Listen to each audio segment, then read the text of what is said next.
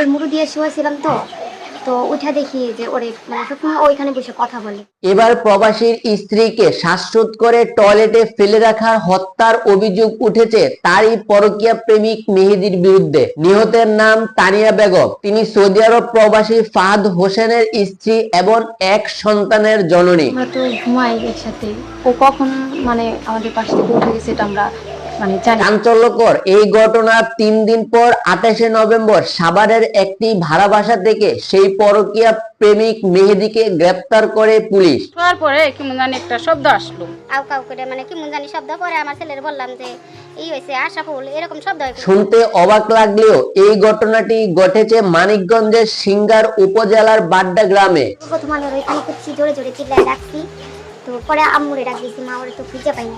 25শে November রাতে মেয়ে তাবাসসুম এবং ননদ তিথিকে নিয়ে রাতে ঘুমাতে যান তানিয়া। এরপর রাত 9টার দিকে স্বামী ফাহাদ তানিয়াকে একাধিকবার কল দিলেও সেই কলটি রিসিভ হয় না। পরবর্তীতে ফাহাদ তার ছোট বোন বিথিকে কল দেয়। এরপর ননদ বিথি তার ভাবিকে বিছানায় দেখতে না পেয়ে আশেপাশে খোঁজাখুঁজি শুরু করে।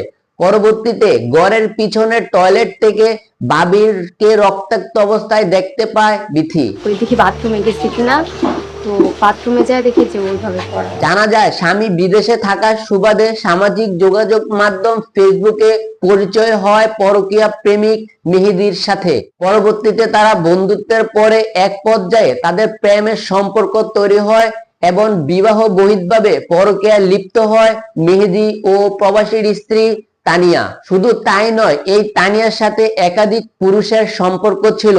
আর এই বিষয়টা টের পেয়ে যায় পরকীয়া প্রেমিক ফাহাদ। পরবর্তীতে তাদের ভিতরে বিভিন্ন রকম ভাবে ঝগড়া হয়। জেলাস ছিল যে তার কাছে মনে হয়েছিল যে মেয়েটা হয়তো বা অন্য কারোর সাথে, সে আরো কারোর সাথে কথা বলে এরকম। শুধুমাত্র তাই নয়, মেহেদীর কাছে থাকা ভিডিও 4 মাস আগে তারই স্বামী ফাহাদের কাছে পাঠিয়ে দিবে এরকম হুমকি দিয়ে মোটা অঙ্কের টাকা দাবি করে মেহেদী। টাকা দাবি করতেছে, পরে বলতেছে ভাই যেহেতু আমার মেয়ে আছে তো এরকম করে কোনো কাহিনী দরকার নেই, আমি টাকা দিয়ে দেবো। এই নিয়ে তানিয়া এবং মেহেদীর ভিতরে দীর্ঘদিন ধরে ঝামেলা চলছিল।